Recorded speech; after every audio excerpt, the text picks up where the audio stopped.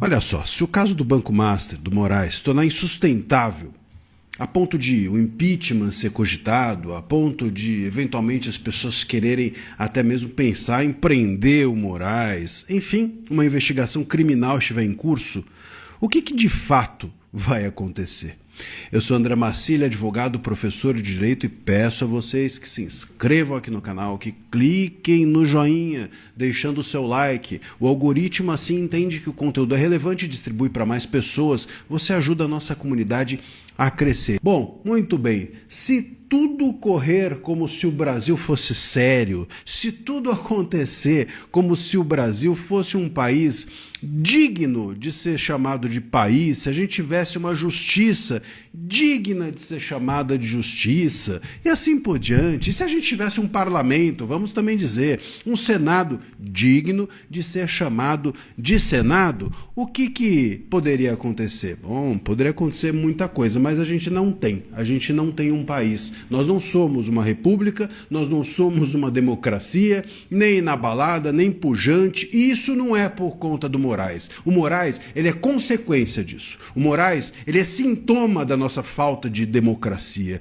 é sintoma da nossa república estar aos frangalhos e aos pedaços. O Moraes, ele não é a causa, ele é o resultado. É por conta de nós sermos uma república do jeito que a gente é, uma democracia do jeito que a gente é, que surgem tiranetes como o Moraes. O Moraes, ele é consequência dos nossos problemas mais profundos, que é a falta de justiça, que é a falta de um parlamento autônomo, que é a falta de um Ministério Público que, enfim, se importe em casos de corrupção e não ficar buscando gente na rede social, uma Polícia Federal que tem autonomia em relação ao governo e assim por diante. Mas o ponto, a grande questão, como eu estou levantando aqui, é o seguinte: o sistema, né, se o Moraes estiver na berlinda, se o Moraes estiver para cair, o sistema vai fazer o quê?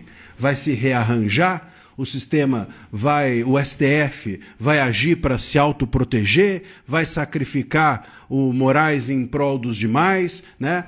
O Moraes vai sofrer impeachment, o Moraes vai ser posto numa investigação. Bom, o que vai acontecer? O Brasil, como eu disse, não é sério, né? Se fosse, é muito provável que essas coisas todas acontecessem, talvez até em conjunto, talvez até uma junto da outra. Mas, como o Brasil não é sério, é bem provável que o Moraes seja convidado a ganhar uma promoção, como acontece inclusive com os juízes aqui no Brasil, né?